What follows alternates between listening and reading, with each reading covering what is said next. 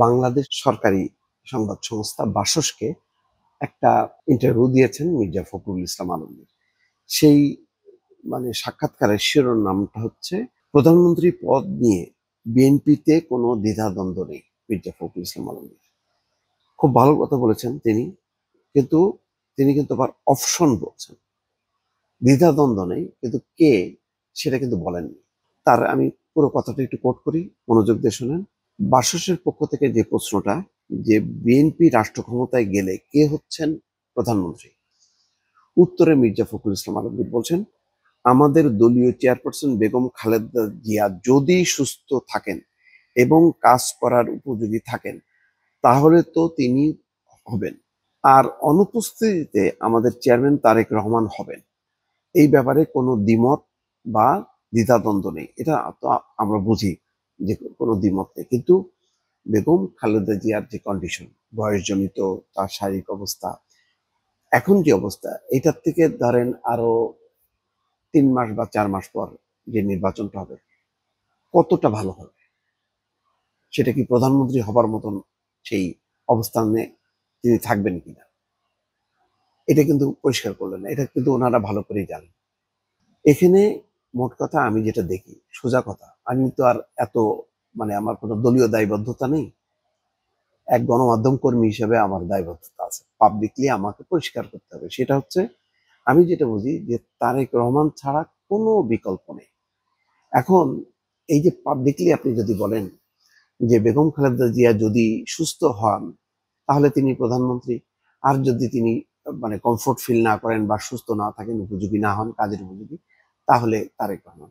তাহলে মানুষের মধ্যে তারেক রহমান নাকি খালেদা জিয়া, খালেদা জিয়া নাকি তারেক রহমান, এই যে ফাঁক ফোকরটা, এইটা কিন্তু নির্বাচনের মানে একটা দল ক্ষমতায় আসবে, কে হবে প্রধানমন্ত্রী, এইটা নিশ্চিত হওয়াটা অত্যন্ত জরুরি।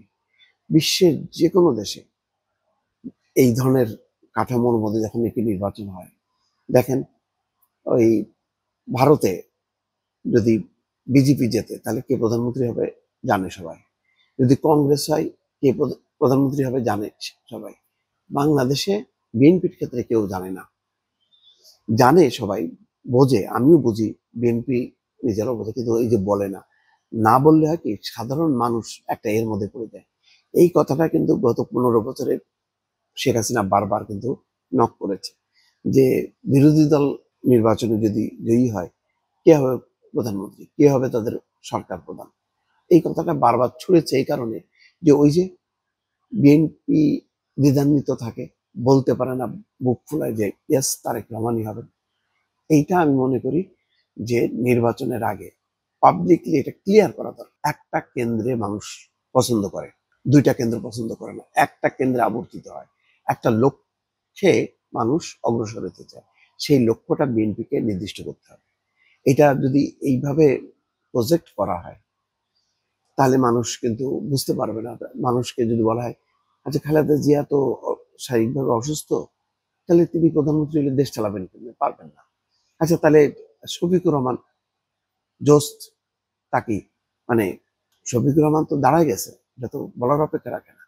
জামাতের আমি দেখলাম ওই যে একজন ইনফ্লুয়েন্সার ডাক্তার ফয়জুল হক, তিনি কিন্তু বলেছেন যে জামাত ক্ষমতায় যাবে এবং প্রধানমন্ত্রী হবেন ডাক্তার শফিকুর রহমান। পরিষ্কারভাবে তারা বলতে পারছে, বিএনপি কেন পরিষ্কার করে বলতে পারছে না? বিএনপির পরিষ্কার করা উচিত। পরে বেগম খালেদা জিয়া কি হবে জানি না, কিন্তু এখন এক্সিস্টিং যে লিড দিচ্ছেন দলকে তারেক রহমান, তাহলে তারেক রহমান দেশে তার দ্রুত ফিরে আসা, অ্যাপিয়ার করা যে ইয়াস তিনি আমি তো দেখলাম বিবিসিতে অসাধারণ একটা তার ইন্টারভিউ, খুব মাপা কথা, এমন কোনো কথা বলেনি যে কথা নিয়ে একটা বিতর্ক হবে বা কেউ ওই পয়েন্টটা টেনে নিয়ে তারেক রহমানকে বেকায়দায় ফেলবে, এরকম কোনো পয়েন্টই রাখে নাই। সুন্দর চমৎকৃত একটা বক্তব্য। তাহলে বিএনপিকে তারেক রহমানকে সামনে রেখে প্রজেক্ট করে নির্বাচনের মাঠে এখনই ঝাঁপায় পড়া দরকার।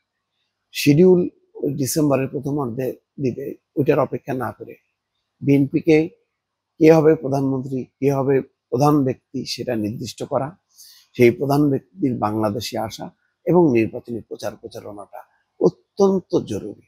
এই বিষয়টা যত পিছাবে তত কিন্তু মাঠটা অন্যদের দিকে ঠেলে দেওয়া হবে, এটুকু বলতে পারি দর্শক।